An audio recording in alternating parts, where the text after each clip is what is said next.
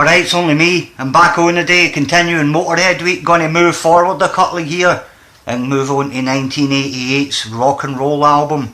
It's an album I really like. It gets panned a lot for being one of the kind of weaker Motörhead albums. The production's kind of crap, but the songs are all really good. So I'm going to do the opening track, Rock and Roll, because the thing with this album was the bass was really quiet. So I'm going to try and redress that balance on here. And Phil Taylor had come back to play the drums, but his drums were just too loud and too echoey, and I don't know what it was. He'd lost a step, Phil Taylor, on the time he'd been out the band.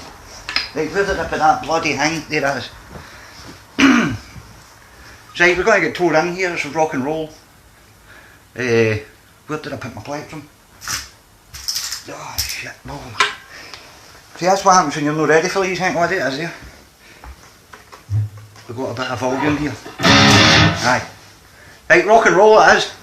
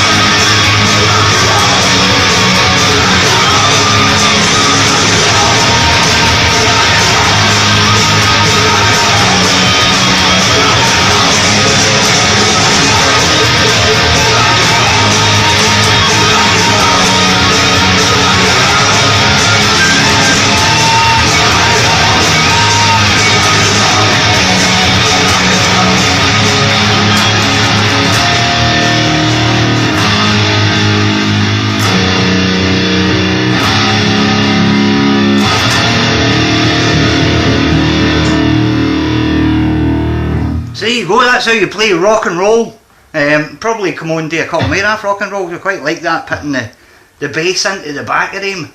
But then Ken, rock and roll's pretty good. But I remember, like when 1916 came out a couple of years later, whatever that was, 1990, 91, whenever, it was like 1916 was like the pure, hey, this is Motörhead back to the. I never really dug 1916 that much, but I did like rock and roll. Again, it's just one of the things, kind of subjective. Kind of, or whatever the journalists are saying. Right, I better get going. I've got stuff today. But Ken, play your guitar today sometime, if you play one, or if you play any, play it. And you kind of usual this. Keep on listening to Motörhead. Right, I'm buggering off. I'll see you later. Ta ta.